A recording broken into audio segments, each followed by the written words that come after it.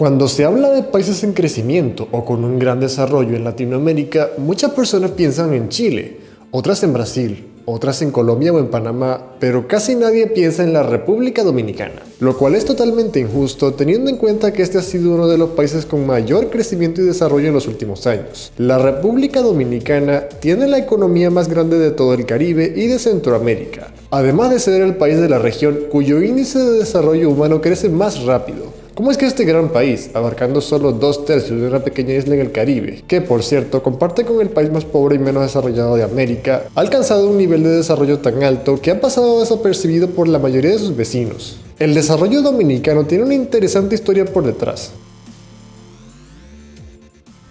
Desde su independencia de Haití en 1844, la joven República Dominicana, al igual que muchos de sus vecinos hispanoamericanos, cayó en un periodo de inestabilidad política sin precedentes, con muchos golpes de Estado, revueltas internas, revoluciones, entre otros.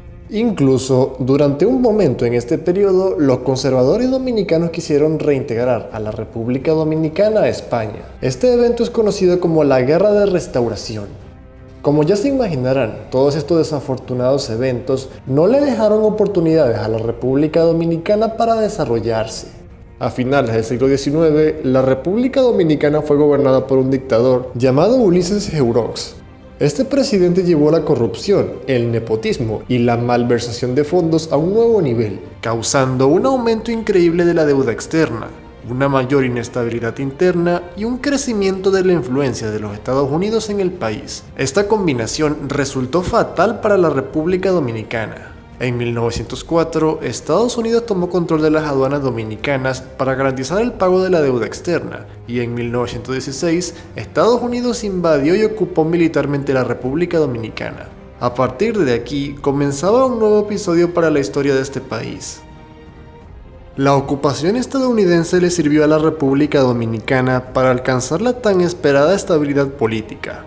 Los norteamericanos estabilizaron enormemente la economía del país, redujeron la corrupción y llevaron a cabo una gran cantidad de obras públicas como carreteras, sistemas de saneamiento, hospitales, escuelas, puertos, entre otros. A pesar de esto, la administración estadounidense fue increíblemente impopular entre los dominicanos, quienes sencillamente no podían aceptar que su país fuera gobernado por extranjeros. Esto le complicó mucho la tarea a los Estados Unidos e hizo que en 1924 se retiraran del país devolviéndole su independencia. Luego de un corto periodo de más inestabilidad política, el país terminó cayendo en las manos de un dictador llamado Rafael Leónidas Trujillo en 1930. Trujillo gobernaría el país con puño de hierro por los próximos 30 años, y a pesar de ser corrupto, de practicar el nepotismo, establecer un estado policial altamente represivo y tener un carácter moral cuestionable, Trujillo trajo un periodo de estabilidad y desarrollo interno sin precedentes.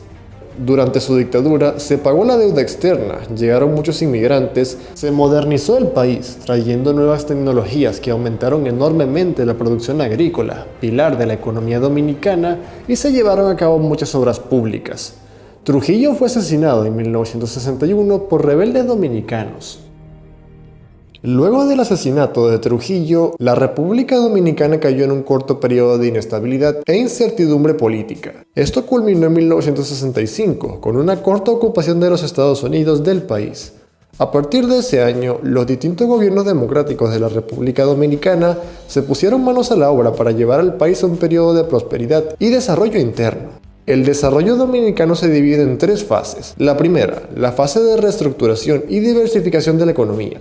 Durante toda su historia, la República Dominicana fue un país mayormente agrícola, con una economía altamente dependiente de la producción de cacao, café, azúcar y tabaco. Para terminar con esto, el gobierno dominicano, por una parte, comenzó a tomar medidas proteccionistas para ayudar a desarrollar a su débil y casi inexistente industria interna, y por otra parte comenzó a invertir dinero directamente en ciertas industrias clave.